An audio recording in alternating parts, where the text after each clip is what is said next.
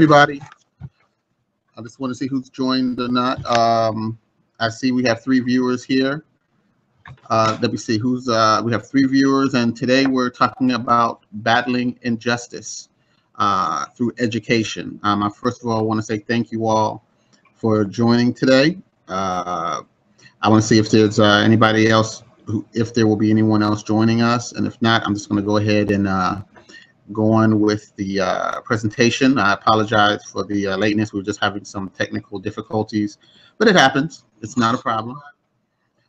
I just wanted to find out who's on here with me. Oh, hey, what's going on, Maurice? How you doing? All right.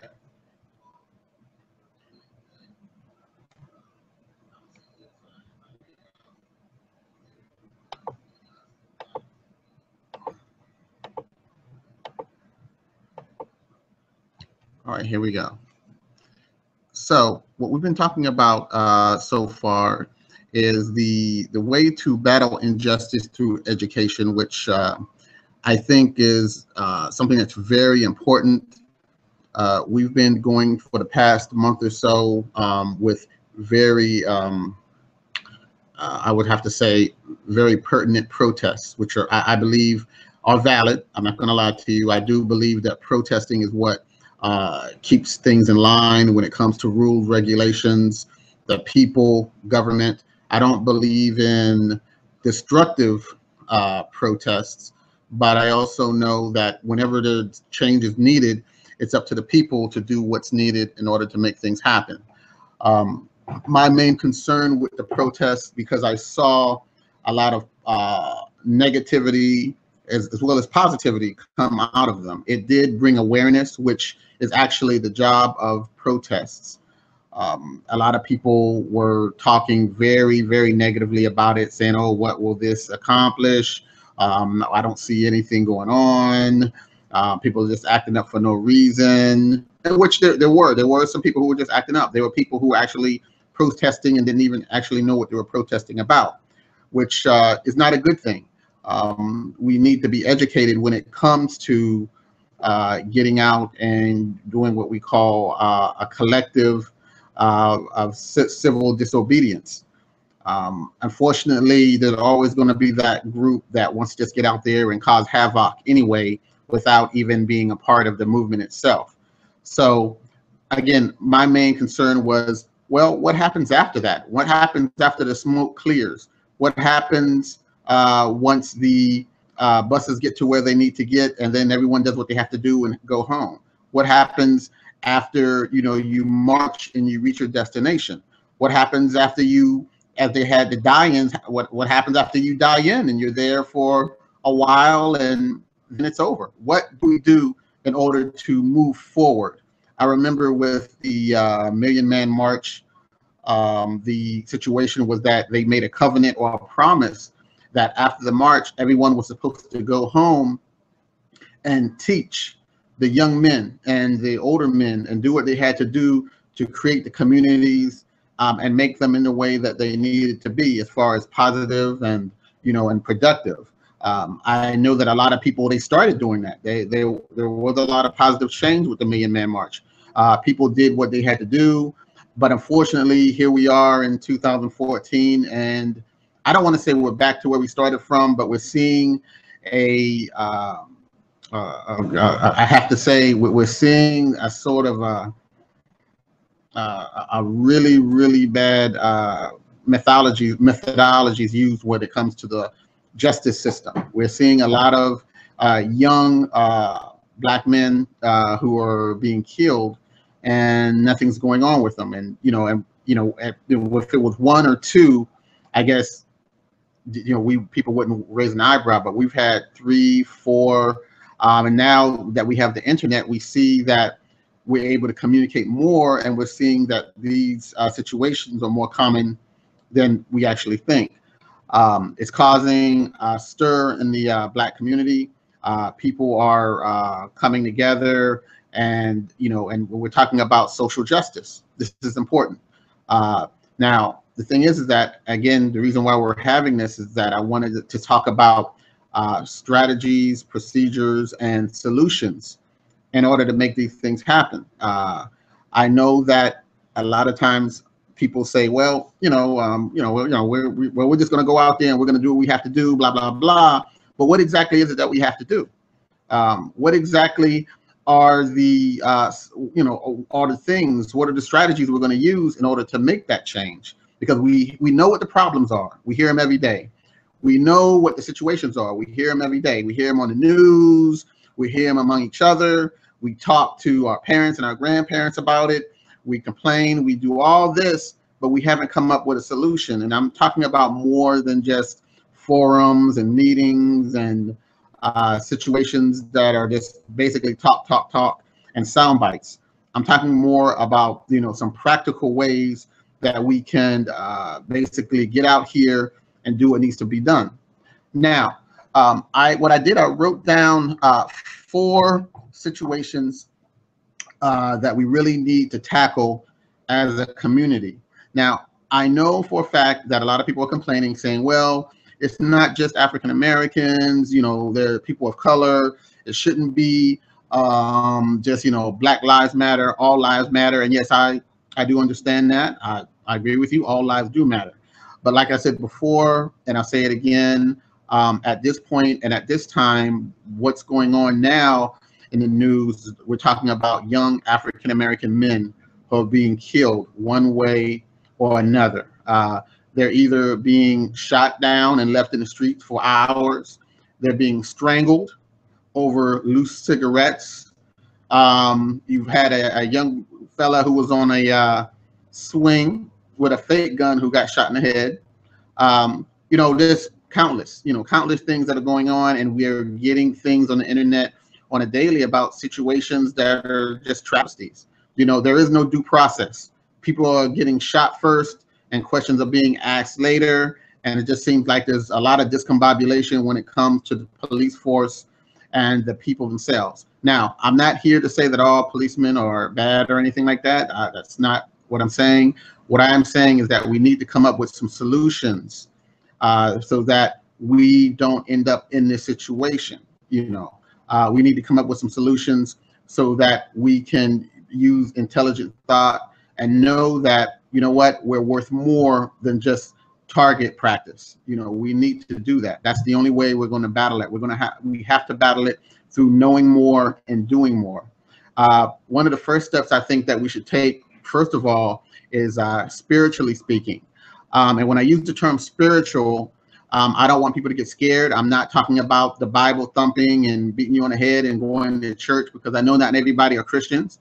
You have people who are Muslims. You have people who are Jewish. You have all types of faith within the African-American community. And my thing is that, I'm not here to talk about a religious form or how religion is going to change everything. No, when I say spiritually, I'm saying that what happens is that when people become spiritual in themselves, no matter who or what they believe in, they most of the time get some sort of sense of self. They get a sense of purpose.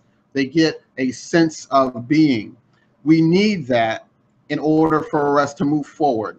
Without that sense of self, sense of purpose, sense of being, there's no way that we can even start talking about this. If you don't have a sense of pride, if you don't have a sense of empowerment, there's no way that you're going to be able to move forward and do what we need to do and what we're talking about in today's discussion. So the first thing that we need to do as a people is that we need to stop letting people designate and dictate and define who we are and how we are as a people. We have a great history. We have a definite track record of doing great things that has definitely changed the world, and we need to start getting back to that. We need to stop letting people tell us that if we have Black pride, that's racist, because that's not racist.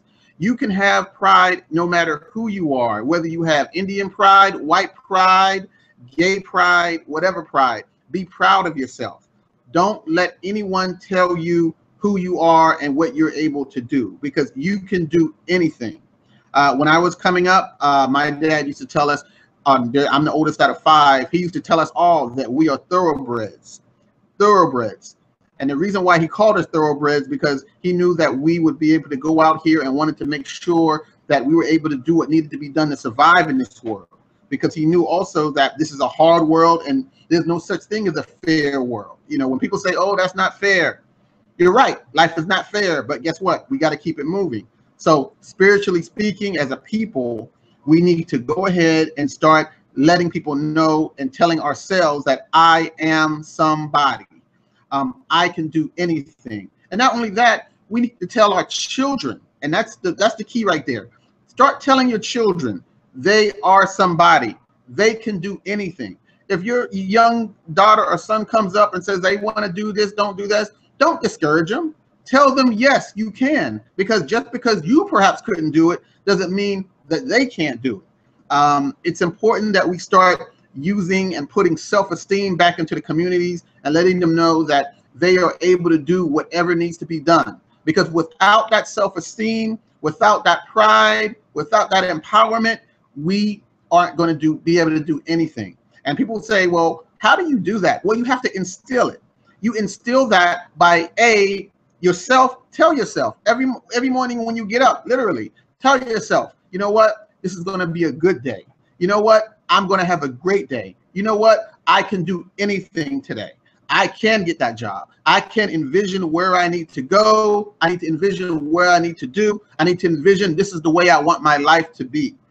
That's the only way that you're going to get the bravery, as I might want to say, or the confidence that you need in order to get out here into this world and make a difference, especially when it comes to fighting injustice through education. Injustice, a lot of people think is that, oh, well, you know, it just means unfairness. No, it's deeper than that.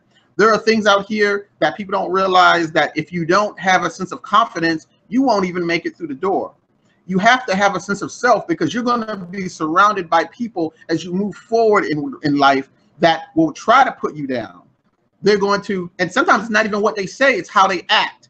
It's their whole persona that can actually make you feel less than what you actually are. And you need to be able to battle these things through your self-confidence, your self-worth, again, your sense of pride and your empowerment. Without these things, again, you can't even get started with what we're talking about. So again, the way you have to do it is you yourself start telling yourself, I am somebody.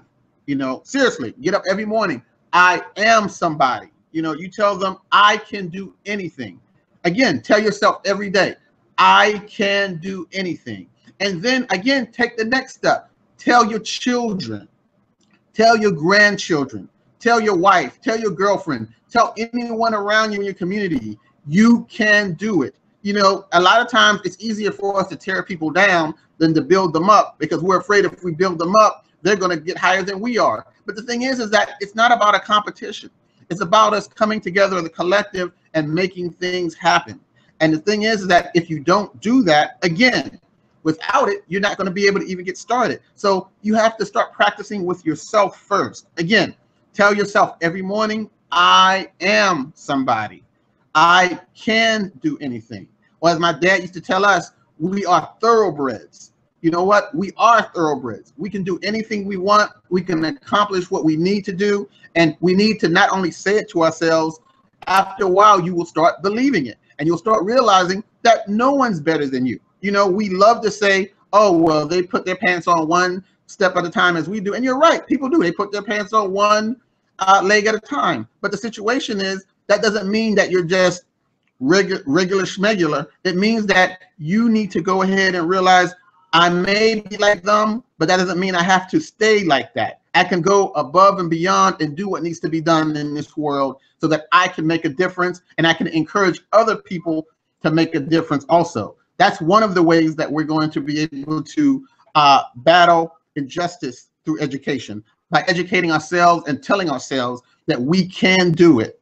Again, you have to instill the pride and empowerment within yourself, within your children, and within your children's children. That's the only way that we're going to make this happen, and we're going to be able to really move forward into the next level that we need to go to. Now, the next level, actually, believe it or not, as people are out there talking about, well, the government's not doing this for me, the government's not doing that, they don't care about us. blah, blah, blah, blah. Well, you know what? The thing is that the government actually, they have a lot of power over the things that we do. They have power over the taxes.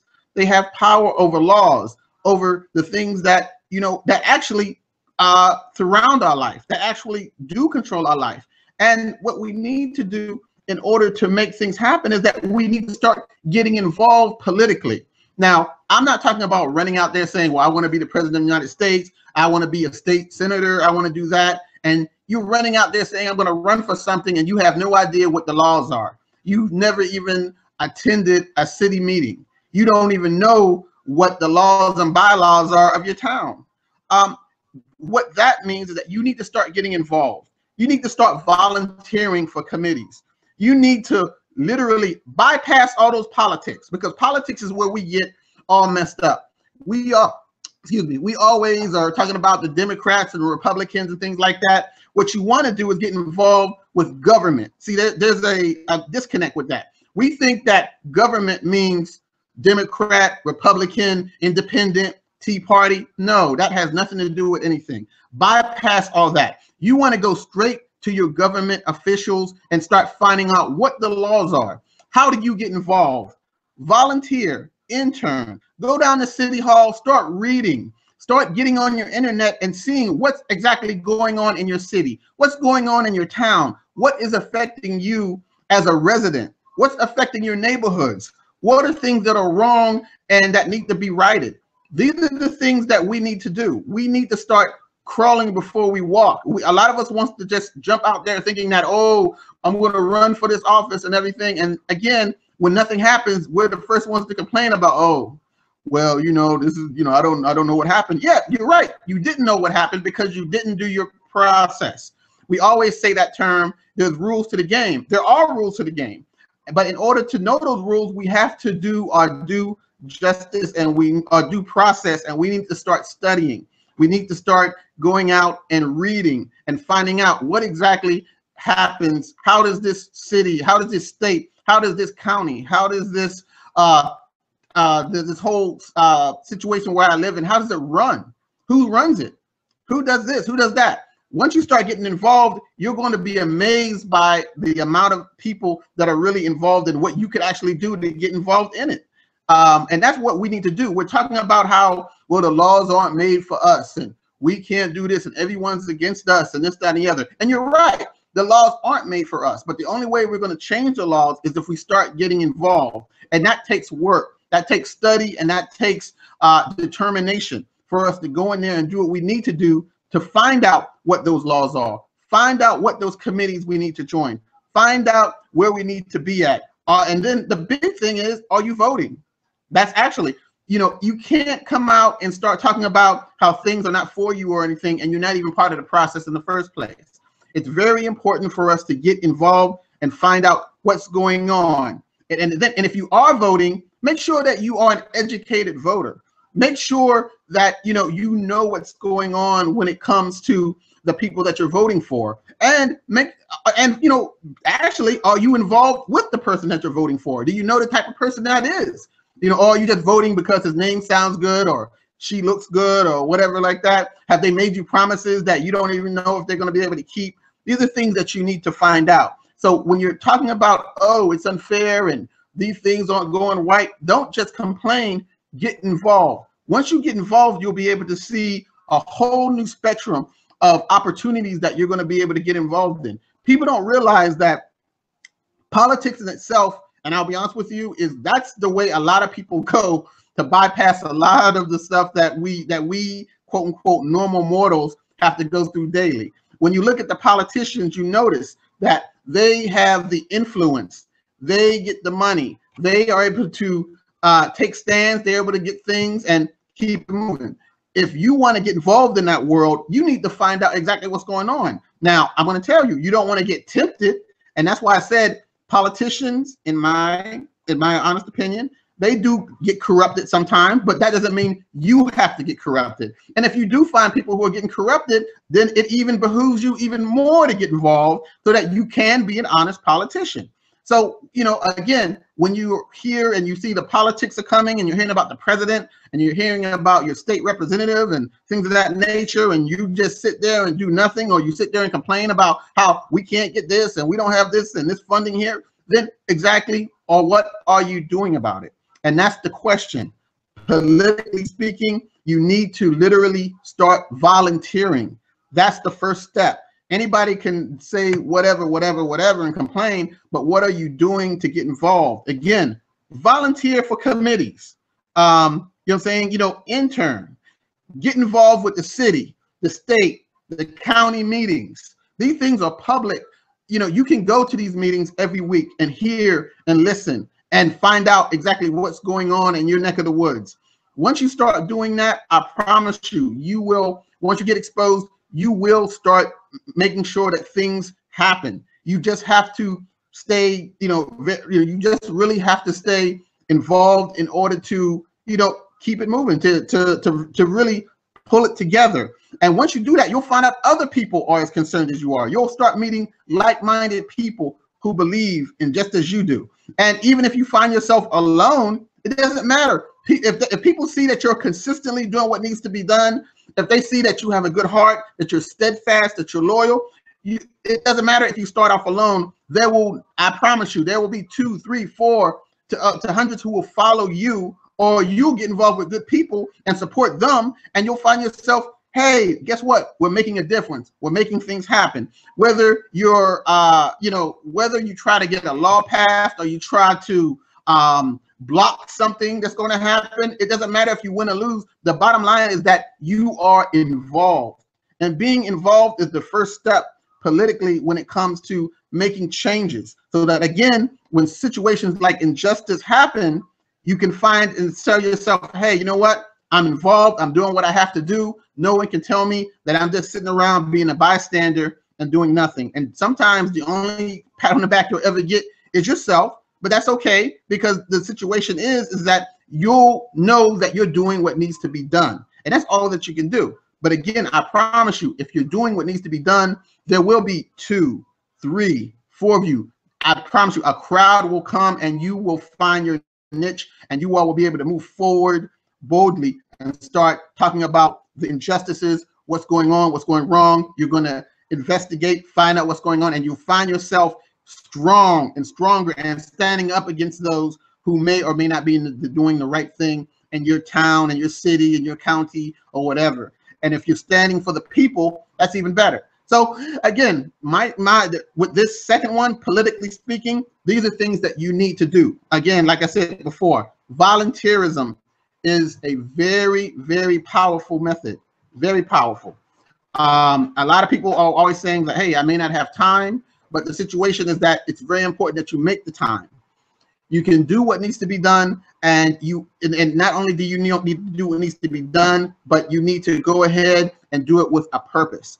Make sure that you know what you're talking about. Again, study, see what the issues are, find out, and then not only once you find out, get involved so that you can speak intelligently about the issues. You'll brush up. You'll find yourself totally engulfed when it comes to finding out the things that are being involved in, again, your city, your county, your state, wherever your neck of the woods are. It's very important that you go in and do what needs to be done, and then you can find yourself being able to make that change when it comes to politics in your town. It may start off small, but the more that you're involved, the more that you see that things are happening, I promise you, things can be fulfilled. And not only that, but it's just fulfilling in itself to know that you're involved with something that's causing the change in your town, your city, your county, wherever you are. So make sure that, again, volunteerism, it's important to get involved with that politically.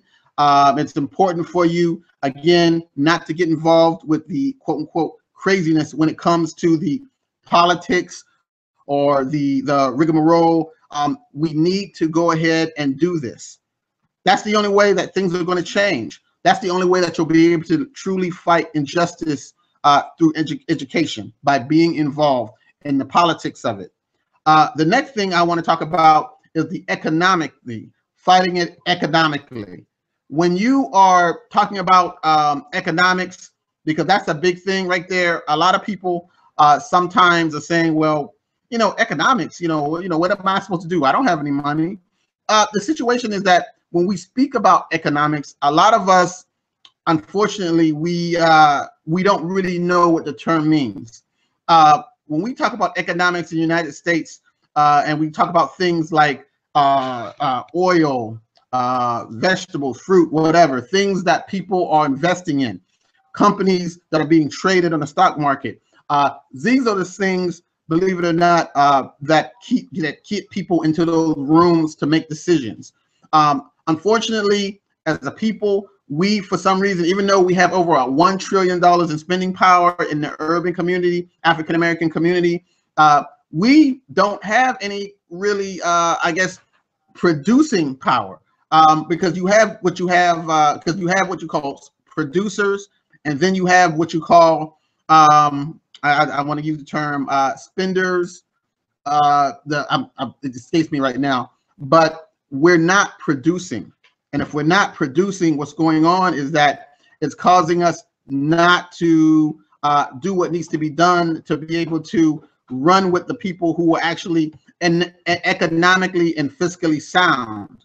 A lot of people don't believe me when I tell them, we think about politics and they say, oh, well, the Democrats, the Republicans, whatever. But the reality, and this is what I've seen personally, is that what matters in the United States of America is money and power. They go by the golden rule. Whoever has the most gold rules. And without that gold, then you find yourself outside of the box. And that's what's going on with us right now. We find ourselves left out with a lot of situations. And economically speaking, these are the things that we need to do and start focusing on in order for us to start getting involved in order, again, to battle injustice through education. We need to start talking more about entrepreneurship. We need to start building our own businesses. And people say, well, that's easier to say. That's easy, it's easier to say than do it, blah, blah, blah. But the bottom line is not really. I want you all to look at this box that you're looking at right now. Right now, you're on the internet. We're talking on Google+. Or you're looking at this on YouTube. You're looking at this wherever with the internet. The internet is now what I would call the wild, wild west. When they used to say back in the early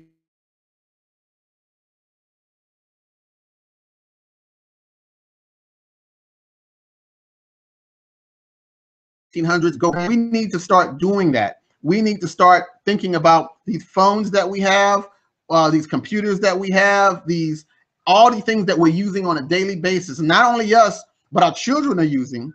We need to start using them in a way that we can now start making money off of them, becoming entrepreneurs off of that. I see a lot of young people, they're creating their apps. They were creating music about 5-10 years ago, selling their music. People have online stores.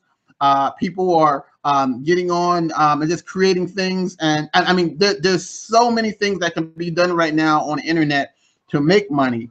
I think unfortunately, we're missing out on it, and we're not seeing the situation when it comes to getting the fiscal the fiscal rewards from it. Entrepreneurship is the only way that we're going to be able to really and truly battle with the big boys. There's nothing wrong with having a job. I'm not telling anybody that it's wrong to have a job or anything like that. But what I am saying is that we have to now start thinking about in terms of legacy building. We need to start looking in terms and thinking bigger. We need to start thinking about and using terms like providing for our children and our children's children's children. They used to talk like this back in, about 10 or 20 years ago. And for some reason, we've only been focused on the here and now. But we've got to get away from that if we're going to literally get back to where we need to be in order to battle injustice through education. We can't battle it with empty pockets. We can't battle it with empty promises. We can't battle it by just going there saying, well, I'm this and I'm going to go and I want to fight for justice. It takes money. It takes money to run for political office. It takes money to create jobs. It takes money to get people to help you. And without that money, I'm sorry, you're dead in the water. There's a lot of politicians who are good politicians who will never be elected. Do you know why? because they don't have the money. If you don't have the finances to put behind a candidate, then I'm sorry, but your candidate's not going to be done. That's just the way politics works. If you don't have a corporation or a business that is providing jobs or providing services or something that's well known where you have power in a community, I'm sorry, it's not gonna happen. You could be the best dude in the world. He's such a good dude. He does everything. But without some sort of financial backing, without some sort of fiscal power, it's not going to happen. That's just the reality of it. People don't want to hear it. They want to think that, oh, well, my good deeds and all these things will help me. I'm a good man. I'm a good woman. They should put me. No, I'm sorry. It doesn't happen like that. The reality is that we have to start thinking about in terms of entrepreneurship in order for us to have our own businesses so that we can go ahead and start running with the big boys to make decisions.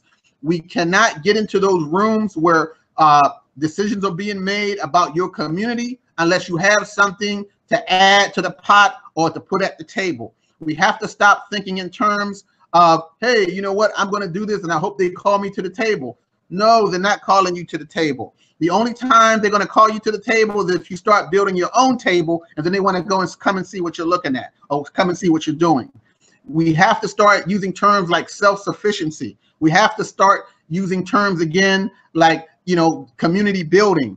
Again, using terms again like legacy building. Using terms again like taking care of your family for generations to come, because this is what people are doing. These are things that people are literally talking about right now. And as a community, we have to start doing that. If we don't start doing that again, we're going to stay behind the 8 ball. These are true words, and it's not that it's impossible. It is going to take discipline, but if we go ahead and do this, this is the only way that we're going to be able to make things happen when it comes to having things, to getting things in the community, to literally just trying to keep the stuff together. Now, I talked about entrepreneurship. I talked about the internet opportunity. I'm also saying that we need to start getting out there and networking. Networking, relationship building. We have to start thinking bigger and broader. We've got to stop just talking about stability and stop dreaming about stability and just become stable. The things for some reason that seem so difficult for us should not be.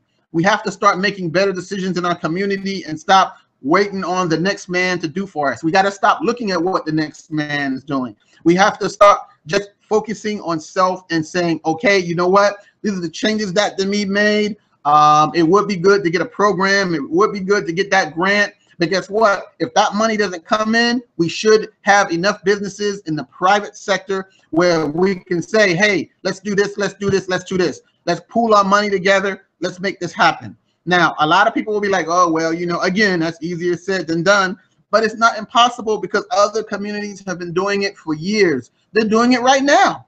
And unfortunately, we're the only ones, it seems, that are still talking about, well, we got to get people to do for us. We got to get some of these federal grants. We got to wait in line and hope that the mayor or the state senator or something can find us some sort of program or some sort of whatever to give us something. And the bottom line is that we can't do that. It's time for us to stop waiting for it. It's time for us to be self-sufficient. It's time for us to definitely get things together. Now, I'm getting some questions in, and I'm going to start answering these questions before I go on. Now, the first question is, how do we get our young people involved in making a difference so that the next generation is prepared and faces less, hopefully, injustice? The way we get our young people involved is actually by leading by example. My thing is that I know for a fact if the young people don't see you doing it, they're not going to do it. So it's not enough for you to tell the young people you need to do this and then you're doing exactly something different. It's not enough for you to tell them to be something and yet they see you coming home complaining about this, that, and the other. You're telling them go to college and yet you're sitting around not worrying about your education. You have to do what you say and say what you do. It's not enough in 2014 going on to 2015 to say, do as I say, not as I do, because it's not going to happen. Young people nowadays are more savvy. They think more, they have more, and they know more than we knew back in the day. So if you want to get young people involved in making a difference, you need to be out there trying to make a difference. That's the way you're going to do it. That's the way you're going to prepare them. By you preparing yourself, you're preparing them, because they're going to follow your example. There's no other way to do it. I'm not going to sugarcoat it. That's the only way you're going to do it. If you're not willing to do it, don't think that you're going to influence the young people. Oh, you know what? I take that back. You will influence them, but they're going to go right down the same path and do exactly what you're doing now. Nothing. So that's the way you're going to get the young people involved, by them seeing what you do. You're willing to do it. They're willing to do it. That's the bottom line. The second one is, why do you think Afro-Americans have gone backwards as a whole in this country? You know, I'll be honest with you. Not everybody has gone backwards. I think that there's been a lot of influences, negative influences, when it comes to media and music and stuff. But I you know what? I'm not one to really blame people on our shortcomings. I think as a whole that there's good people and there's bad situations. I think as a whole, there's people who are educated and you have people who are not educated. I think that the media would have a lot of us think that a lot of us are going backwards, but there are a lot of good people that I know who are moving forward and who are making great strides. It's just that those people are not newsworthy. You're not going to hear about the Black-owned businesses or people who are doing things or inventions and things of that nature. You're not going to hear about that because that doesn't make news. The only thing you're going to hear about, unfortunately, is the young Black kids who are getting in trouble, wilding out in the streets, getting arrested, getting shot, and everything like that. So I wouldn't say that we're going backwards. I think it's probably a lot. I don't think it's worse. I don't think it's a lot worse. I think it's better than most people think, because I see a lot of like-minded people like myself out here. But again, it's not exciting to put the news on us because we're doing what needs to be done. You know, because basically that's not exciting. If all of us were doing what needs to be done, then we wouldn't even be having this conversation. But to most people, that's not newsworthy. So when you say moving backwards, I don't think a lot of us are moving backwards. I think it's just a matter of us who are moving forward, that we need to start reaching back and pulling those people who are moving back forward. We have to, again, lead by example and start getting it together. Now, as far as moving backwards, for those who are or who you feel are moving backwards, you know, as far as a why, again, I don't like to take blame, but I really think it's because a lot of parents, you know, they're just not really educating their kids. They're not instilling a sense of self-worth in them. You know, back in the 50s and 60s and in the early 70s, you know, they still had a struggle. There was the civil rights movement and everything. The struggle was real, but unfortunately, we all know that without struggle, there will be no progress. So we got to the point where there were no more black and white bathrooms. We got to the point where the Jim Crow laws were supposedly gone. We even got to this point now where people are walking around talking about they're colorblind. So what happens then? People think that they've reached the pinnacle. And so what happens? Well, there's nowhere else to go but what?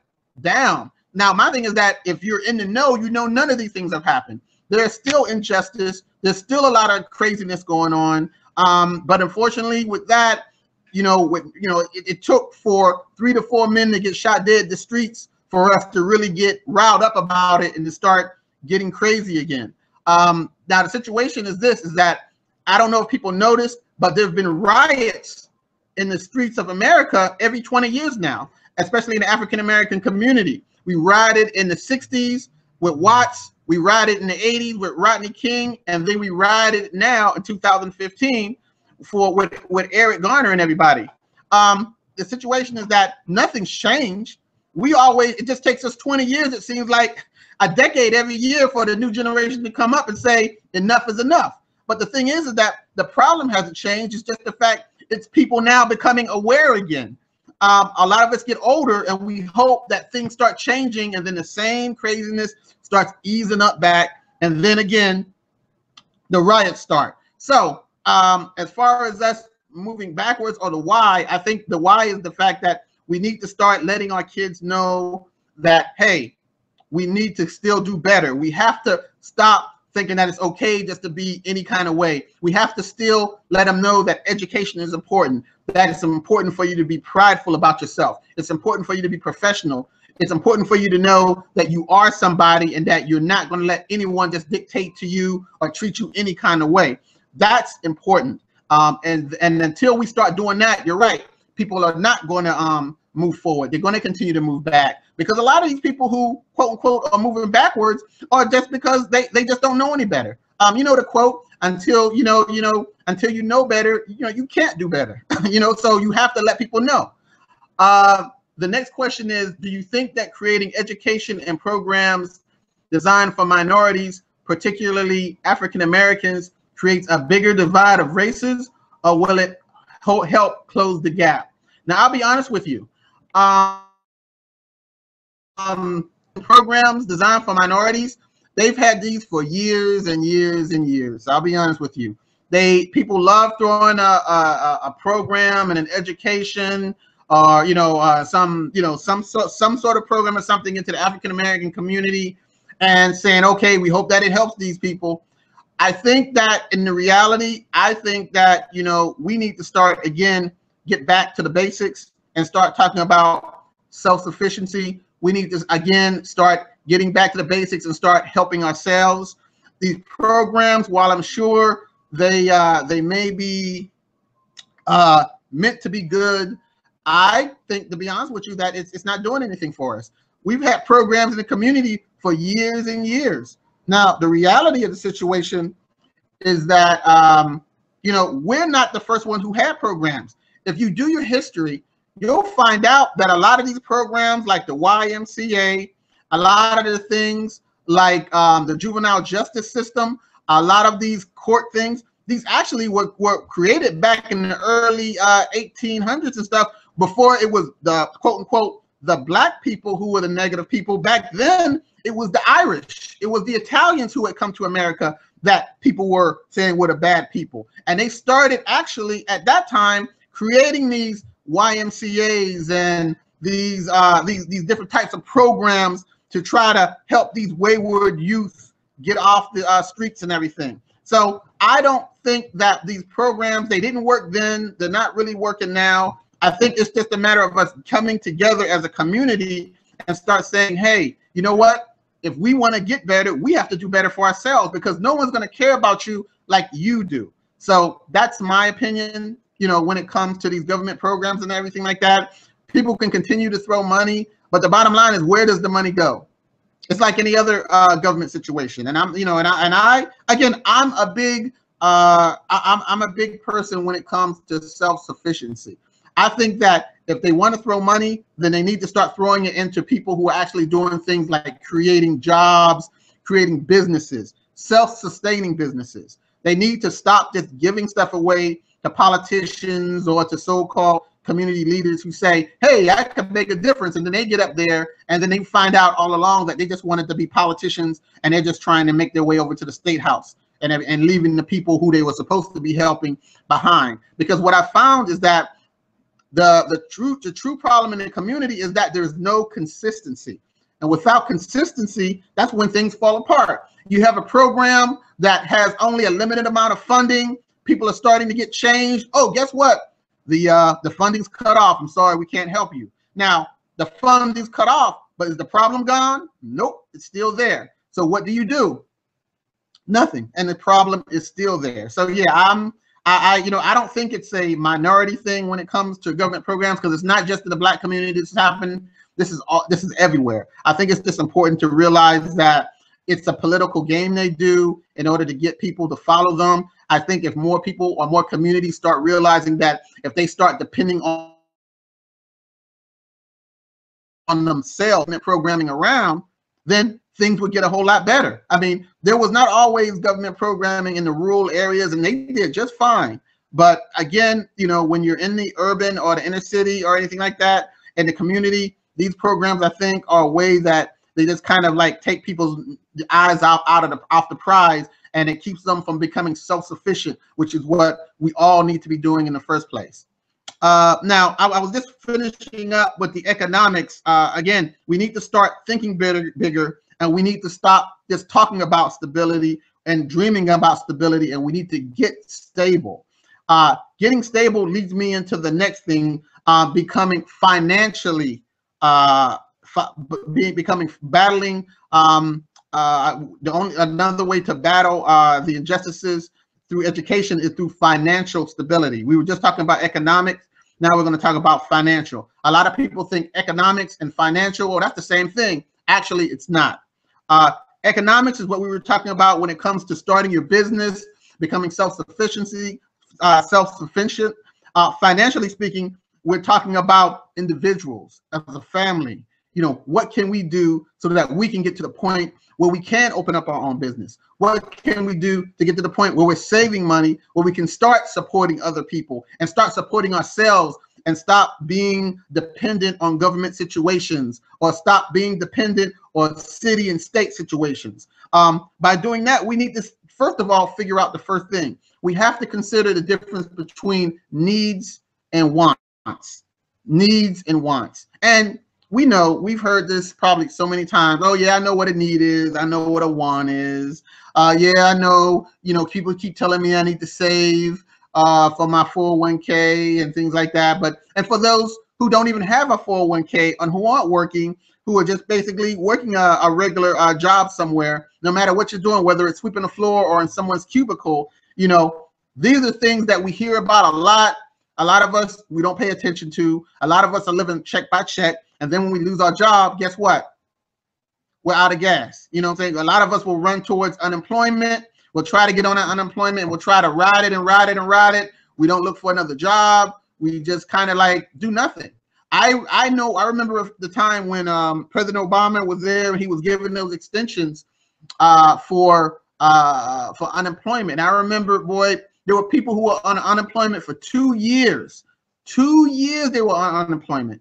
And you would have thought that try to go to school or get involved with the new technologies or just try to renew their life. They could have been on a crappy job and said, you know what, I'm going to use this unemployment and just go and get and just, you know, improve myself. You'd be surprised at how many people just took a 2-year vacation. And then when it was time and the unemployment ran out, people were around looking all crazy, talking about, oh my God, what am I going to do? They were jumping out the window. They were like, we don't know. In 2 years, people didn't realize technology has changed so much. They found themselves backwards and in the rear view when it came to the workplace because they didn't know and they couldn't compete. So they still ended up behind the 8 ball. Why? Because they decided to do something which was nothing. Financially speaking, we need to go ahead and realize that we need to stop thinking about things like Rent-A-Center. Say no to Rent-A-Center, please. We need to stop thinking about layaways, buying here, paying here. We need to start saying that, let's take it back to the way our granddaddy and great-granddaddy and their great-great-granddaddy. We need to start saying that if we don't have the money, let's not buy it. Let's start talking about investing. Let's start investing. And when I say investing, let's see what real stocks and bonds are. You don't have to be a millionaire to invest in stocks and bonds. They have penny stocks. They have stocks that you can buy a little bit at a time. You can get bonds. There's so many things that you can do that can help you, that you can look out for your children and your children's children. You can really start doing a lot now with the little bit that you have so that you can have a lot later. We have to get into that state of mind. Okay, we just had another question come in. You mentioned your upbringing, which I mentioned my upbringing. Wouldn't part of the financial solution for the next generation to be an expectation of higher education from parents and guardians? And what do you see as the roadblocks or pitfalls of this? Now, it's true. If the next generation, if you wanted them to have an expectation of higher education from parents and guardians, you're right. That should be an expectation. I agree with that. We should be wanting the most and get the best from our children. As far as roadblocks and pitfalls, it would be basically not everybody is college material. I'll tell you that. Not everybody is made for college, and there's nothing wrong with that.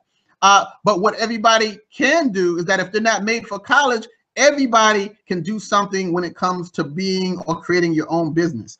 You need to be pushing your children. If they don't see you going to college, it's okay. At least take them to a college. Let them see what a college looks like. Let them see what college life is. Let them, push them there. Don't make it just, well, I hope you go to college. That should be the standard. And if they get in there themselves and they see, well, college is not for me, you need to let them know, hey, you know what?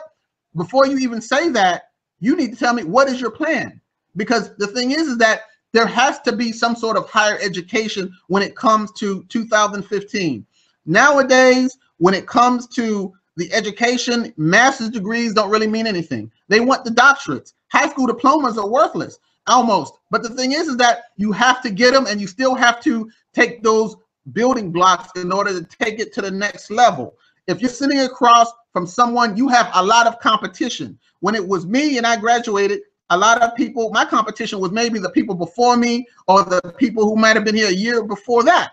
But now you have people who've been put out of work who graduated 10 years ago, and they got mortgages to pay, and they are the competition, and they're about to make things happen for themselves.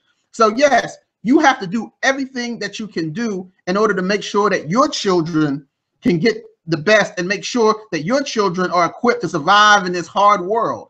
And when I say hard, hey, we need, as parents, need to know and let them know that we're not going to always be here. It's the hard truth. And if we don't do everything that we can to make sure that they're prepared, to make sure that they can get the best of that they can get, whether it's through education, through then I don't know. You know what I'm saying? You know, that's what love is, in my opinion. Because again, what are we supposed to do when we know we're not going to live forever and we have our children here?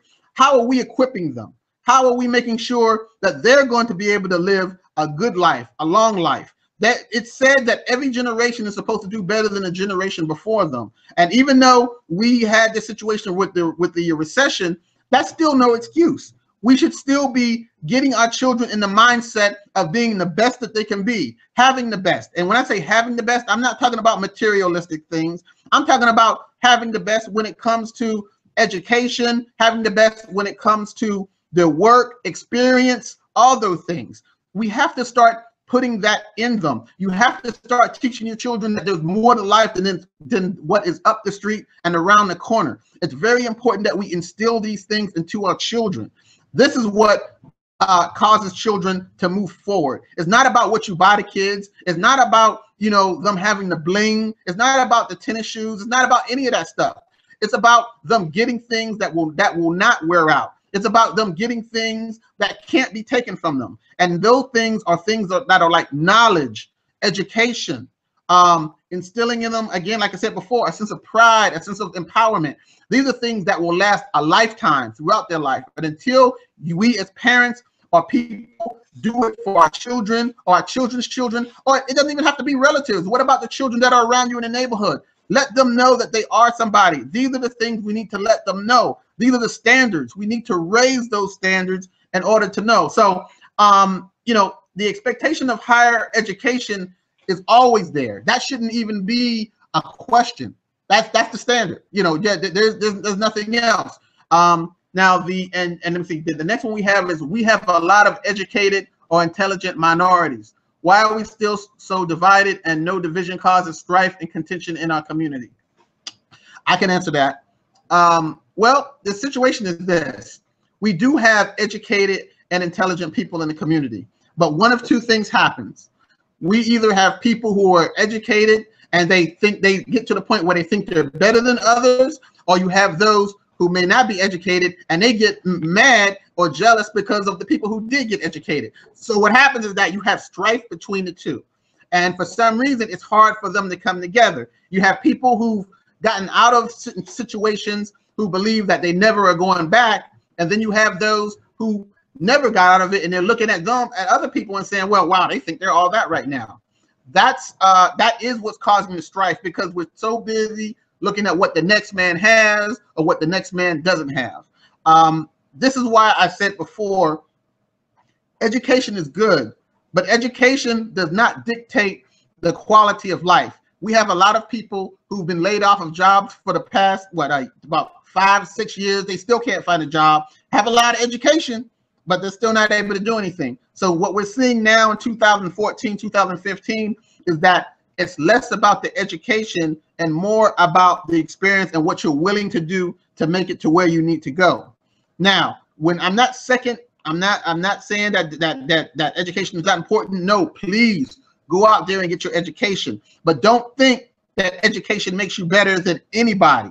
Now, and for those who don't have an education, don't run around saying, well, he got an education, he's still laid off, he doesn't have anything. No, you need to get up and do better for yourself without, it's so confusing because unfortunately the media and everything have us so discombobulated that we think that it's cool to go to jail and it's corny to go to college. We're so discombobulated that we're looking at celebrities thinking that what we need to do is use all our life up to try to become a celebrity. We're so discombobulated that we're thinking that, that lifestyles are less about paying bills and longevity. It's less about life experience and more just about the bling bling. We've got to get away from that. We've got to start doing more reading. We need to start looking at the realities of the situations. We need to start becoming responsible for our own lives and stop trying to live the lives of others. That's the situation. We got to stop looking at what the next man is doing. There wouldn't be any strife if I was not looking at what the next man is doing and being jealous or coveting what he had. Well, he got an education and he got a Mercedes, blah, blah, blah. Instead of me looking at what he has, I need to be saying, you know what? I want to get the same thing. What do I need to do to get that? And if I'm up there, I don't need to be saying, well, I can't deal with them. They're not doing this. They don't have what I have. Well, instead of doing that, we need to be saying, you know what? How can I help that brother and sister out? What do I need to do? Because I want them to come up and I don't want them to be at a situation where they're not doing as well as I feel they can be, or they have the intelligence, they have the gift to do it. Sometimes everyone just needs a helping hand. We've got to do that, because as long as there's strife and contention within our own community, we will never, ever be able to rise up. I promise you that. And people will always be able to treat us the way they want to, and injustice will always prevail. Because when a people are divided, there's nothing they can do. But when people are together and in unity, they can go through and they can withstand anything. The next question I had is, what are the next steps? How do we come together as a community and peacefully create relationships and influence people in our circles and community groups? Well, the next steps are, like I've been talking about. The next steps, in my opinion, is that we need to start doing something. Let's go down to City Hall and go and find out what needs to be done in order for us to be actively involved. I'm not saying a bunch of us go and run for city council or anything like that without even knowing what city council is. I'm saying let's go in and let's start volunteering. Let's go in and find out, what does it take for us to start a business? Let's go in and find out the rules and regulations from the basics. What does it take to be part of the committee when it comes to water? Or what does it take to be a part of the committee when it comes to taxes, to housing, to sewage, to everything? We need to find out how our community is run before we start talking about running a community. That's the reality of the situation. The next step is that we need to start going down there and let's start reading and getting the information, and then let's start sharing it in our community. Let's start having meetings, and instead of getting discouraged because only 1 or 2 people show up, continue having those meetings. Continue putting the word out. Whether it's 1 or 2 or 5 or 10 people, if you start doing enough and continue doing it on a consistent basis, people will start coming. They just need to know that you're serious, because unfortunately over the past 10, 20, 30, 40 years, we've had a lot of charlatans who've come in with a good game and said a lot of things, but then they go out like a puff of smoke. So we need, the next steps is us being consistent with getting the knowledge and then sharing the knowledge in the community and letting them know what we need to do. You were saying, how do we come together? We come together with what we're doing right now. Let's start having more of these discussions on blogs here. Let's start meeting together at different offices. Let's start sharing information. Let's start coming together and saying, okay, what do we need to do in our community away from, quote unquote, the government officials? Meaning that, why do we have to wait to do things because we have to wait for the government or the city officials to let us know if we can do it or how we can do it? We need to start going forward and becoming self-sufficient. We are not going to have any changes in our community until we start doing it ourselves. I'm sorry people don't want to hear that, but it's the reality. We need to go ahead and start looking at ourselves and criticizing ourselves and then uplifting ourselves. We need to start talking to our children. We need to start doing all these things and then some in order to come together. Now, you're saying, you know, how do we create relationships and influence people in our circles? By doing what we're doing now. We need to start communicating. That's it. Let's talk. Let's stop giving each other the evil eye. If you need something from someone, ask. You know what I'm saying? If you want someone to do something, ask. And whether they do it or not, it doesn't matter. You just continue to do it. Stop worrying about what other people think about you. Stop worrying about what the other people say about you, because that's what's keeping us from doing the things that need to be done. If we would just go ahead and live for ourselves, live for our children, live for our community, half the things that we're all worried about wouldn't even matter, to be honest with you. So in order for us to move better and to create relationships and influence people in our circles, we need to just do. That's it. Do. And you do it like you're doing it on TV, as we used to say back in the day. You keep it moving. You know what I'm saying? You don't worry about what other people say, because the more you move forward, whether you fail or win or no one shows up or a lot of people show up, it doesn't matter. There is no embarrassment. No embarrassment, because you're doing it for the good of the people. You're doing it for the good of yourself. You're doing it for the good of your children, and you're attempting to make history. And that's what matters. That's all that matters. When it comes to community groups, visit them, create some, go out and you be consistent with it. Don't go out there and if you're only doing it to, you know, get some sort of accolades, or, you know, this is for some goal that you have to become popular or anything like that. No, if you're going to do it like that, then don't waste your time. What you need to do, go out there and create a community group that is dedicated to making change. Don't say you're going to meet every week when you know you can't meet every week. Do it once a month. Start it easy. Do it every 2 weeks, but do it on a consistent basis. And like I said, whether 1 people show up or 2 people show up or whatever, you just make sure you find the serious-minded people and you all start doing what you know needs to be done. Go to those city council meetings. Go volunteer at those events. Go and create events. Go and be vocal about the things that you know need to be done. But do something. That's how you get things done. Now, you know, one thing is we were talking about having monthly meetings to drive awareness of what's going on in our cities, broadcast it live like we're doing right here.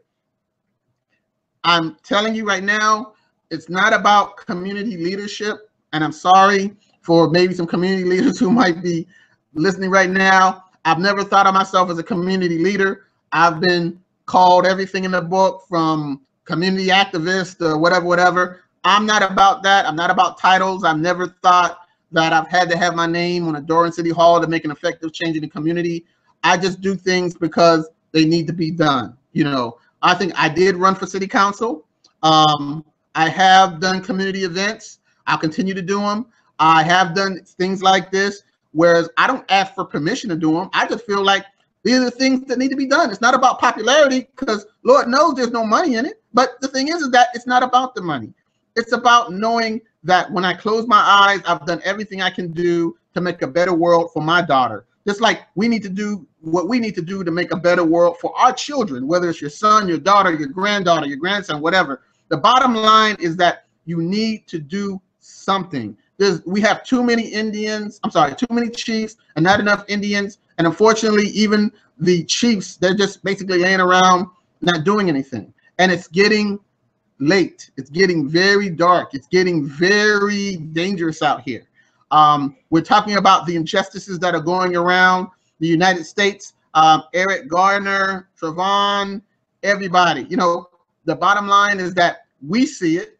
Everybody sees it, whether they want to admit it or not. The bottom line is that the writing is on the wall, and we need to start becoming self-sufficient and getting into those rooms that decisions are being made. We need to start making those moves so that decisions that are being made that are affecting us, we can change those rules. But we can't do it by just sitting back and complaining or being destructive or whatever. The bottom line is that I love the protests, but protests are about awareness. Pure and simple. The protests are about awareness, and I love y'all for doing it. It's great. These are things that need to be done. But once the awareness is done or obtained, where do we go from there? And this is why we're talking today about getting the next step, how we need to start getting involved in our communities in order to make those changes within ourselves, so that we don't have to continue to have to deal with the injustices. We need to educate ourselves when it comes to the way that the powers that be are using the rules and regulations. We need to educate ourselves so that we can get involved with the political situations that are going on so that we can make those changes. We need to educate ourselves so that we can help others and help ourselves economically and give the rules financially so that we can, again, get involved into those situations. Because without a lot of those things, we're just spectators. We're just basically the Anthony Hill waiting for someone to kick over our mound and said, oh, well, and keep it moving. We've got to understand that we are more than just people who that are pawns. We're more than just people to come and get our votes. We're more than just people that they call undesirables, but when it suits them. We are more than that. And until we start thinking that, then nothing's going to be done. And that's the bottom line. We have to realize that to educate, and when I say educate, it's not just about college. It's more than just about school. It's about educating ourselves so that we can be the people that we need to be and talk intelligently when it comes to things that are affecting us and in our community.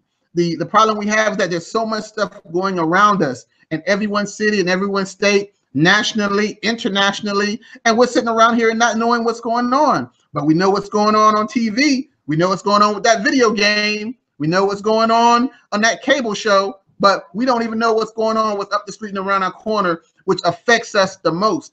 And that's the scary part of the situation. So it's very important that as a people, we need to start, as they say, girding our loins with education so that we can get out here and do what needs to be done and fight the situation. Now, I was saying before we were doing the questions that financially speaking, we need to stop, doing things like running to the check cashing places and everything. We've got to stop these car loans. We say we need them. Oh, I need money. I need money. I need money. But I'm sorry, but fiscally speaking, we're just putting ourselves in the hole. We need to get a checking account. We need to get a savings account. We need to start saving. We need to start investing. We need to do simple things. And in 2015, the knowledge is there. We need to start doing things and getting involved with things that affect all the people. I get tired of people telling me all the time, oh, well, I'm sorry, but that's only for white people. No, it's for all people. And it's there for us if we wish to get it. Now, I'm telling you now, I do believe that racism is around. Yes, I'm not going to sit here and tell you that, oh, well, racism is over. No. Racism does affect a lot of things that we do, but it does not affect everything that we do. We still have to look at ourselves and get to the point where we're able to say, hey, you know what? There has to come to a point where even if we do figure out it is racism, what do we do then? What do we do now? What can we do? And we can do a whole lot. And again, this is the things that we're talking about: spiritually, politically, economically, financially. And in the end, we have to start raising our standards. Our standards have to be raised. No more can we just be able, just allow people to dictate who we are, what we are, and what we can do. We can go as far as we want, but you have to be willing to put in the work. And yes, there are people who will try to hold us down and step on our neck and everything else. But if you find those people, guess what? You keep it moving until you find that place where you can go above and beyond. I know that a lot of times it's hard because people say, well, it's easy for you to say, look at where you are, you've done things, blah, blah, blah. But you got to understand that we all started from the bottom. Some of us are still at the bottom. Some of us are still striving to get to where we want to. And that's not a problem. But we have to continue to strive no matter how tired that we get.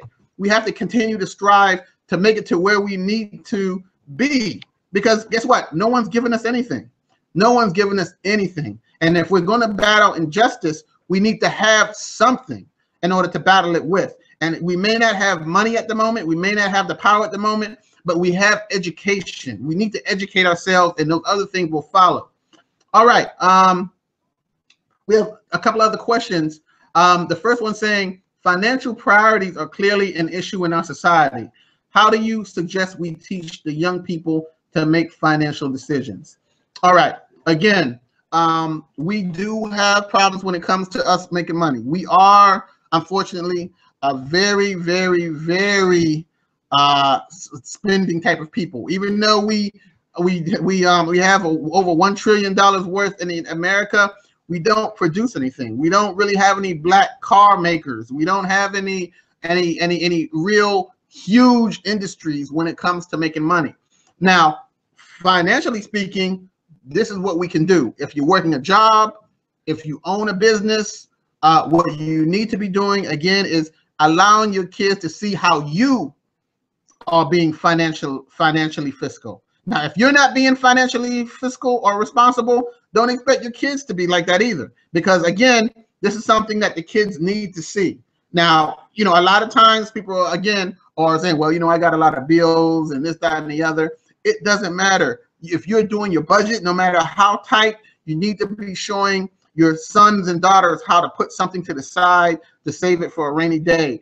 Even if you don't have the money, there's nothing stopping you from flipping over to the Money Channel or showing them programs that show them the difference between needs, wants, investments, the Bitcoin, all types of different types of monies and and things that are going on in the world when it comes to trade.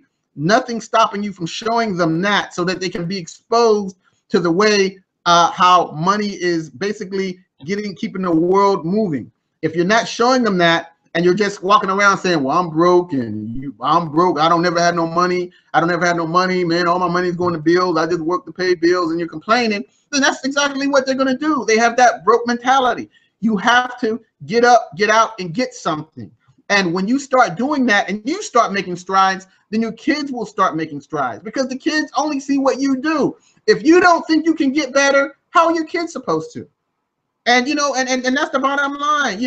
You got to stop hanging around people with the broke mentality. If you look around you and you look at all your friends and everything, and all of y'all are talking about you're broke and don't have $5 to split between you all, then there's something wrong. Somebody got to break out that circle, and believe it or not, it may be you, and you might be able to influence them to come up and do what you're doing.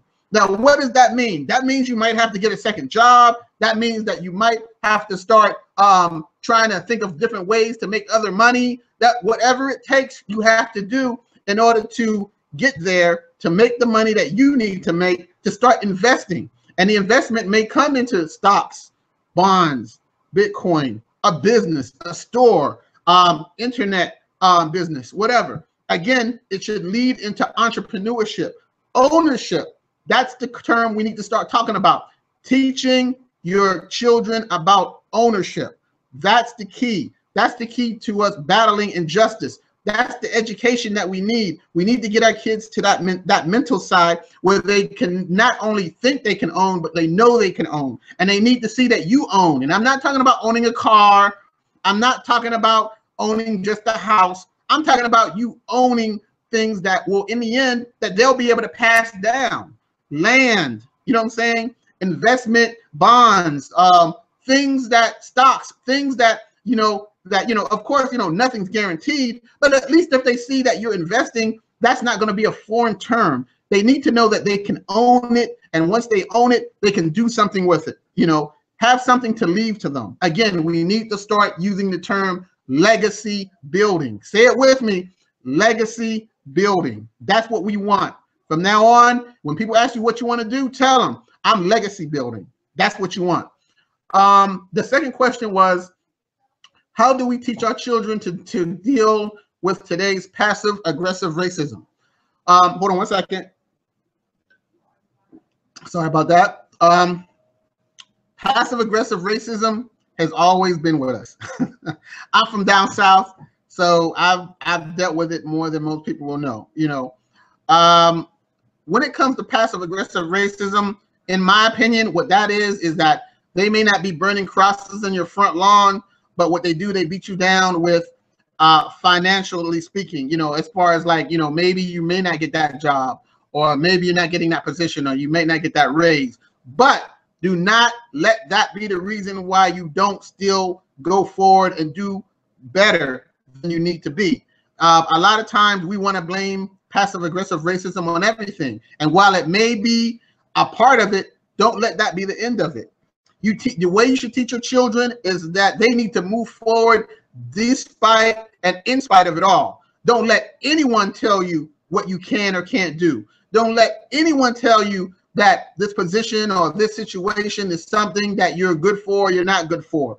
Make sure that your children know that, okay, he's a racist. So what? I'm better than that. You keep it moving. That's what it's all about. Show your children, and again, instill that pride in them, instill that empowerment in them, and let them know that, okay, it's racism. So what? You keep it moving. That's what you need to do. Don't, have them get all bent out of shape and everything and become the angry black man and angry black woman, because you know what that accomplishes? Nothing. A lot of times what that does is that it feeds into the stereotype. It has people talking about, oh, they're so sensitive. Well, you know what? Yeah, we are sensitive, but we cannot wear it on our sleeve. We know that there are things and there's certain people in the workplace or on our jobs or whatever that may not treat us right. And my thing, as long as it comes short, them literally beating you down or disrespecting you, you deal with it, or you quit that job and you find something else. Don't let anybody disrespect you or anything like that, and you decide just to stay on that job. You go find something else. You create your own opportunity. That you have to instill in your children and let them know that they can do anything, and they have to have standards, and they can move forward and make it no matter what anyone says. When you do that, you're creating a powerful child. You're creating someone that when you close your eyes for the last time, you know that they're going to be all right. That's what you need to instill in your children. That's how they deal with passive aggressive racism. They deal with it by doing better, because as you said, or as I say, there's no revenge better than success. So my thing is that all those people who, they were racist and said all those crazy things about you before, when they see you flying by and you're doing what you have to do, bam, that's how you deal with it. Don't let them let it sit in their heart or in their stomach and be all upset and get ulcers and getting sick and all kind of stressed out and stuff like that. Nah, anybody who's dealing with you like that, or whether it's on a job or a career or whatever, you let that go. You keep it moving, because you don't have to. You let your children know that they are better than that and they can move forward. And like I said, they can have the best despite and in spite of the fact that there is still passive and aggressive racism. Again, we have to show our children and adults that, yes, racism still exists, but don't let that be the reason that you just do nothing. Don't let that be the reason that you sit back and just say, well, racism did it. You know what? We can blame racism on a lot of different things, but you know what you can't blame racism on? You can't blame racism on you not having a full life right now. You can't blame racism on you not making that decision to move forward, to change your mind, to go in a different direction or whatever. Racism can be right there in front of you, but you don't have to stand it. You can keep it moving. You know what I'm saying? Don't let racism cause you to hit somebody or do something crazy or whatever, because all that does is take you to the point of no return. You need to let your children know that despite passive aggressive racism, they can still move forward and be successful and be the best that they can be.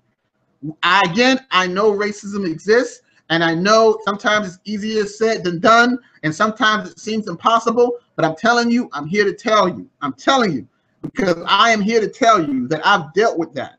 I know what it's like to be somewhere where you don't know how you're going to get out of it.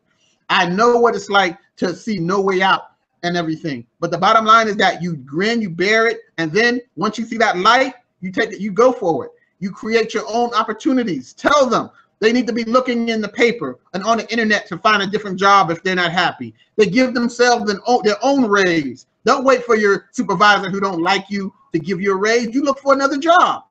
Plain and simple. You know what? Or better yet, you create your own job. Let them know that you can do it. Again, this is why I'm telling them they are somebody. Tell them they can do anything. Just because they may be in a bad situation doesn't mean they're stuck in that situation.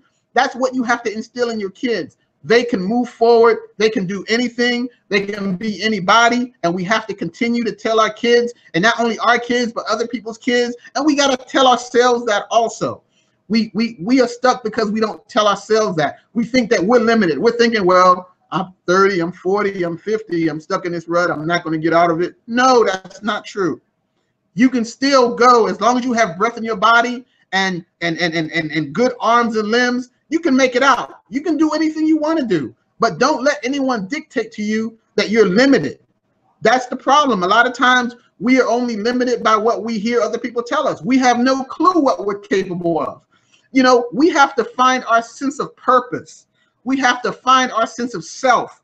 We have to know that we can be anywhere and do anything. And I'm not talking about the entertainment field or basketball and stuff like that. I'm talking about great thinkers. I'm talking about great managers and supervisors and people who own what they have, people who have their own businesses. You know, I'm talking about people who know what's going on and to become a leader in the community. I'm talking about these are the things that are real. These are what you have to instill into your children, and this is what we have to instill in ourselves. Because just like you're looking at me and I'm looking at you on this internet, you can do anything. The technology is there. The technology is the great equalizer. We can get on this internet and we can do anything. We can create internet stores. We can create relationships with people across the oceans and do trade in and trade out. We can do anything.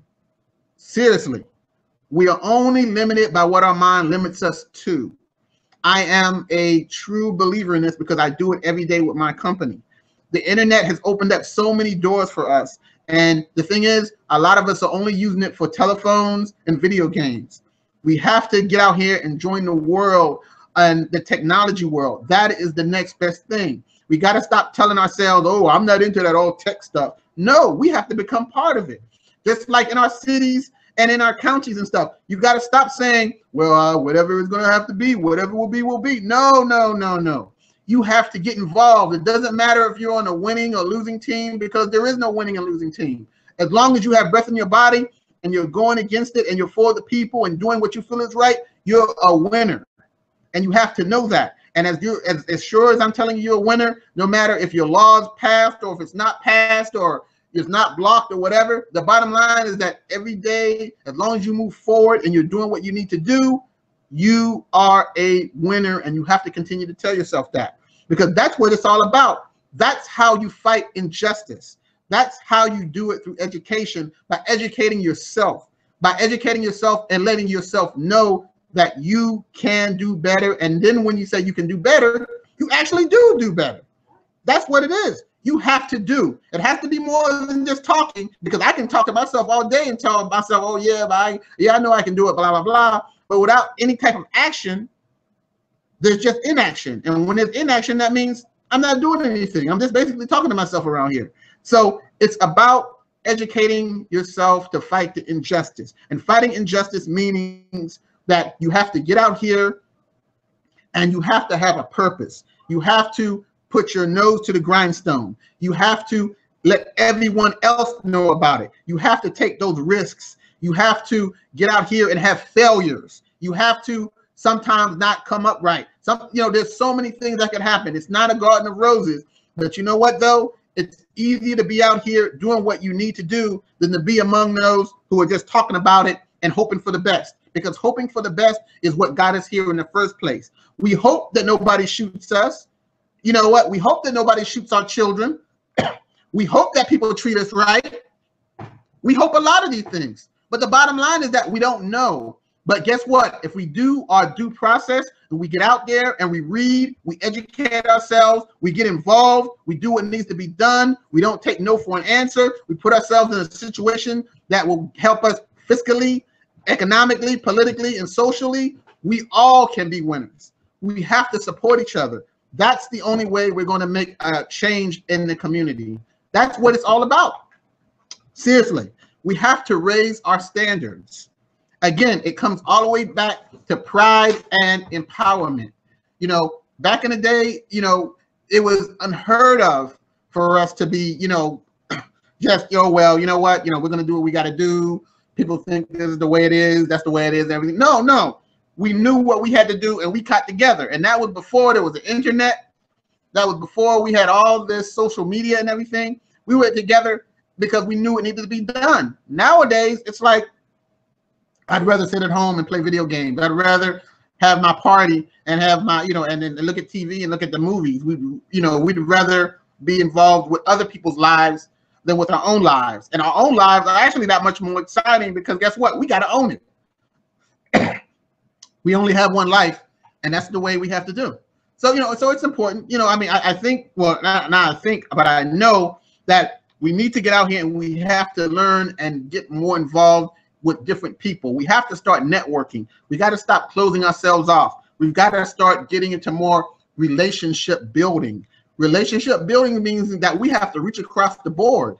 We have to know that we can do it within ourselves and in our community, but it has to be more than just, oh, well, I know what's his name, he's my cousin and everything like that. No, we got to reach out to different families, whether you like them or don't like them. I'll be honest with you. You don't have to like someone to do business with anybody, but at least if we come at least to a common ground and we do what needs to be done, we can build the relationships up. We can build the community and lift it up. We can do all the things that need to be done. We can create an infrastructure for ourselves and for our children. Okay, now this is what we're talking about now. We have another question. Many times people accuse African Americans who talk about the pride in their history of being racist. Why do you think that is? How can we bridge the gap? I've experienced that because I'm very prideful when it comes to African Americans, because that's what I am. I'm a black man. And I don't know what happened, how it went from being or having black pride to being racist, because I don't believe I'm racist, but for some reason people think that is. I think for some reason it came to the point people were talking about racism because there came a point in our country where people stopped liking the term African American, because they're saying, well, you need to be American. You need to stop saying African American. You're just American. You're just American. And then other people started believing that. Now, the problem I had with that was the fact that, you know what, there's a lot of history that goes along with it that people don't want to acknowledge. It's easy for people to say, well, don't have pride in your history, but at the same time, our history has a lot to do with America themselves, especially Black history. Black history is what involved in the building of a lot of our historic buildings. Black history actually is what started the stock market, because we were the stock. Black history is what caused a lot of things to be invented. I think you should be prideful about that. It took a heck of a type of a people to go from being less than worth than a dog in the street that could get shot for any reason to having someone who now is the president of the United States, whether you like it or not. Now, I don't have a problem with Black history. I don't have a problem with white history. I don't have a problem with Indian history or anything. If you want to be white and have white history and have white pride, be proud. I don't have a problem with it. My only problem I have is if you try to force those beliefs on me. And then that's when we get into issues and everything. But I think everybody should be proud of themselves, because that pride is what leads to self-esteem. That self-esteem leads into empowerment. That empowerment is what launches you into doing whatever you need or want to do in life, period. That's the way it goes. You asked, how can we bridge that gap? Well, the gap can be bridged simply by communication, period. I have so many people that have followed me on Facebook who have told me, whether they were white or different cultures or different nationalities, who said they've learned so much because of things that I post. And I post a lot of heavy stuff in regards to Black history. A lot of people are ignorant because they just didn't know, or they don't know any better. That doesn't make me better. It doesn't make me worse. But the way I use my Facebook or my LinkedIn or my Google Plus is I use it to inform people, to educate people.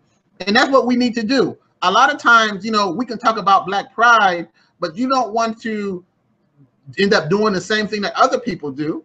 You don't want to force yourself and try to make yourself better than other people. The bottom line is that you still need to go ahead and let them know about what's going on with our culture, because people are curious.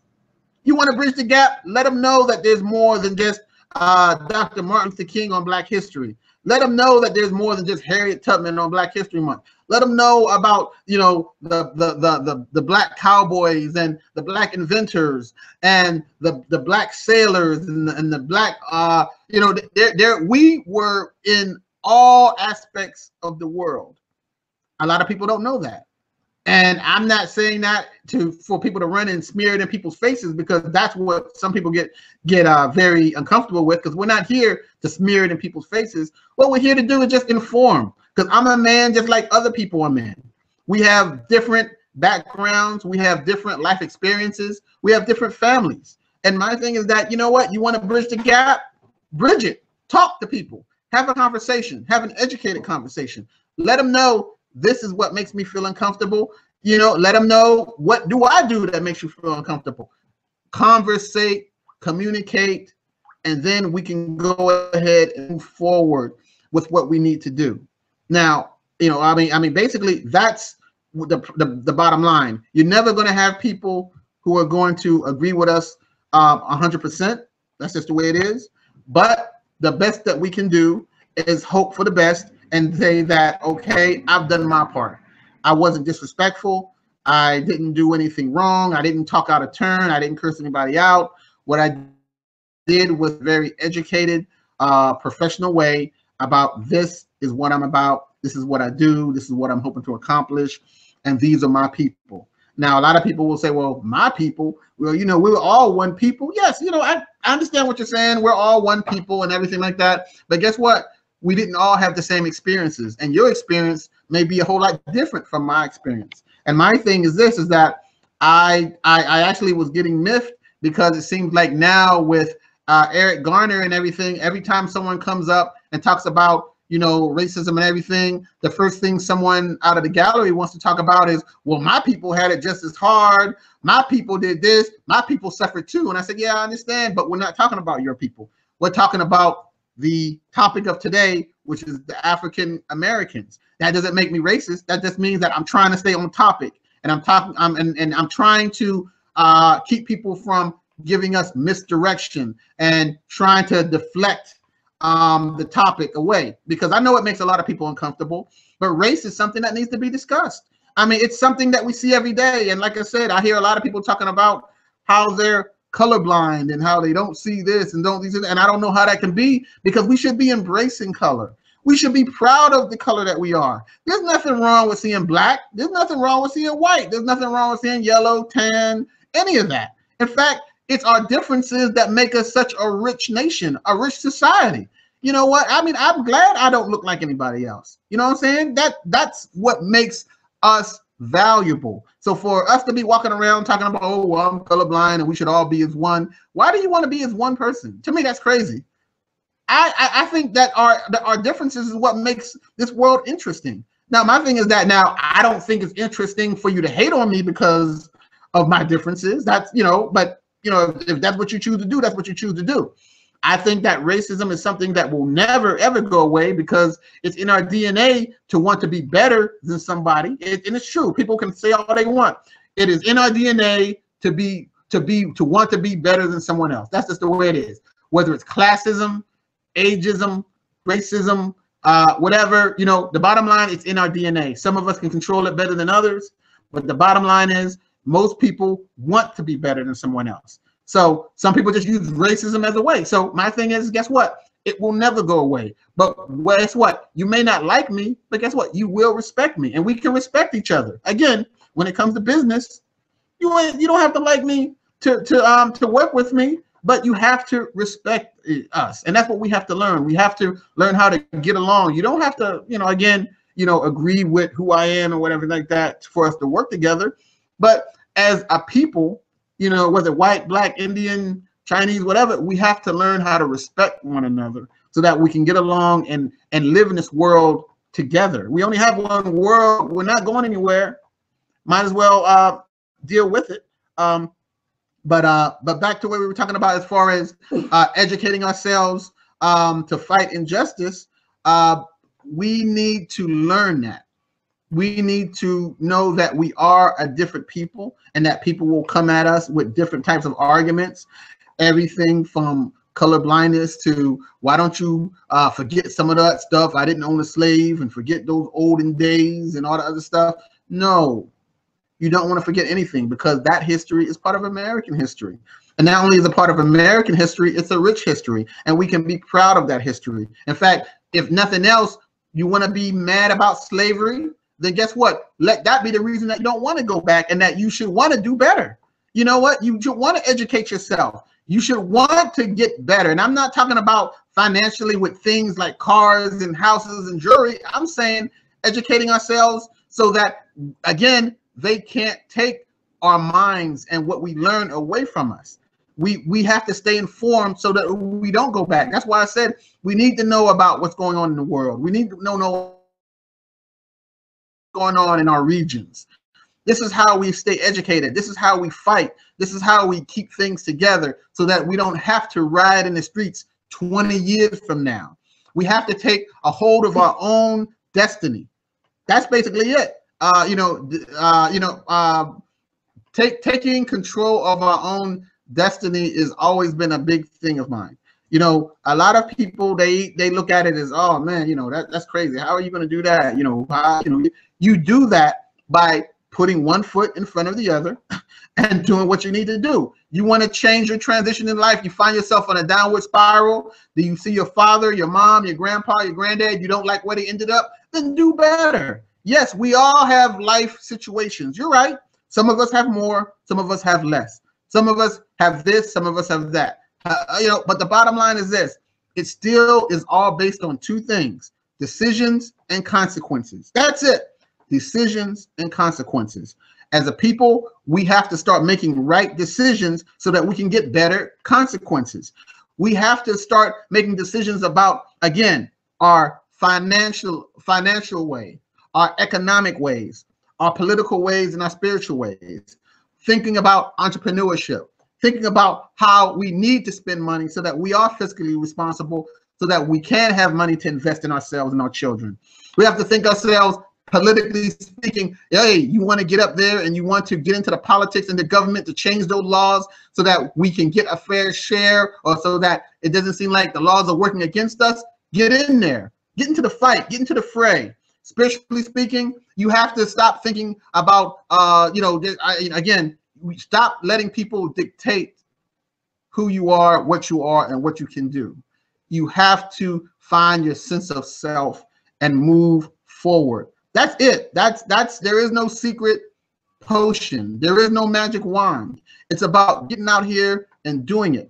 That's all our grandparents had. That's all our great-great-grandparents had. That's all our great-great-great-great-parents had. The bottom line is that we're only 2 generations off the plantation. I know I am. My great-great-great-granddaddy Papa, he lived to be 101 years old. There's a picture of me in the bed with him, and he was the first Todd that was off the plantation. Now, here I am, 42 years old. It's on 2 generations. It has not been that long. Now, my thing is that, do we sit back and say, well, slavery is the reason why we're like this? Yeah, don't get me wrong. There are some definite effects of slavery. There's a definite effects of Jim Crow laws. There's definite effects of those that go through and through and through a lot of the families and situations here in the United States. But don't let that be the reason that you don't be the best that you can be. Don't let that be the reason that you don't do what you need to do. Don't let that be the reason that you don't make the moves that you need to make, because as long as you just make excuses about why you're not doing it, then that's all they're going to be, excuses. And you know what's going to happen? Life will continuously pass you by, and you will get old and you will be wondering, man, I don't want to be here. It must have been racism. Racism didn't have anything to do with that. It was because you decided to stop. It's because you decided that it was easier for you to sit there and wait for someone to do something for you. It was easier for you to decide that, oops, I hope that that something happens one day, and that something happening never happened. So you were just stuck. But instead, you can right now decide to say, you know what, maybe I need to get more education. You know what, maybe I need to get involved in school and see about getting involved with the school board because my schools in this town are not as good. Or you know what, maybe I need to go down to city council and start listening to what's going on down there and seeing if we can get involved. You know what, maybe I should take my kids with me and let them know, hey, this is how we need to do. Let's get involved and see what we can do to get involved with helping the homeless, or get involved with the city. You know what? Maybe we need to go ahead and stop saying, hey, we're going to look at TV tonight and everything like that. Let's go down and see what the county's doing. These are things that we have to make conscious decisions about. These are not things that it's going to fall into our laps. These are not fun things. These are things that affect your family, they affect your community, they affect your well-being. And then, and like I said, they may be boring, they may be challenging, but they're things that need to be done. And if we keep talking about we want to fight the power, we want to fight injustice, then we need to educate ourselves, and then we need to do something. We need to move forward. We can keep talking about it all day long. Again, like I said before, we know what the problems are. We can talk about the problems all day. We know how we're being treated. We can talk about that all day. We know about the travesties that have occurred and are still continuing to occur. We can talk about that all day. But what are we going to do about it? I know what I'm doing. The question is, what are you doing about it? You know, can you look at yourself right now and say, you know what? What more can I do? You know, yes, I know I have a 9-to-5 job. I'm so tired. You know, I got, 2 kids, 3 kids. He doesn't understand, whatever. Nothing stops you if you want to do it. That's the bottom. And that's all I'm going to say about that. Nothing stops you from doing what you want to do. That's the bottom line, because you can make time for anything that you want to do. That's what my dad used to tell me. You can make time for anything that you want to do. And the bottom line is that if you're not willing to get involved, then guess what? Don't complain.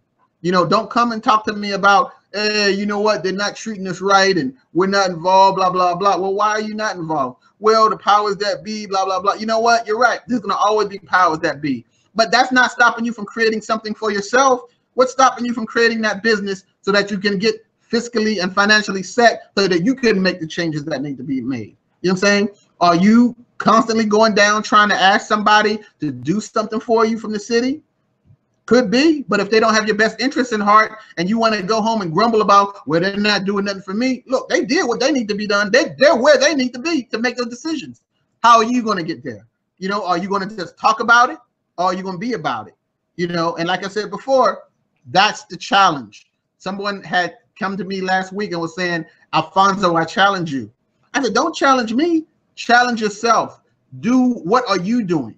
I mean, we can sit here and we can talk all day long, but unless you leave here at this very moment and wake up in the morning and say, hey, you know what?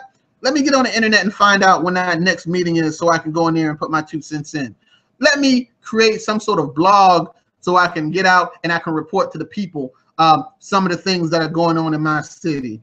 Let me create a business that when I can earn money and I can make more than the average person so I can give to maybe a candidate, or I can invest in myself so that I can do what needs to be done to improve my my community. You know what? Let me find out about this political process and see what I can do and find out what I can do so I can run and I can get on one of these boards, or I can get on a city council, or maybe even one day I can run for state representative and I can make changes in my community. You know what? What can I do in order to get out here and make sure my streets are clean and my kids are safe?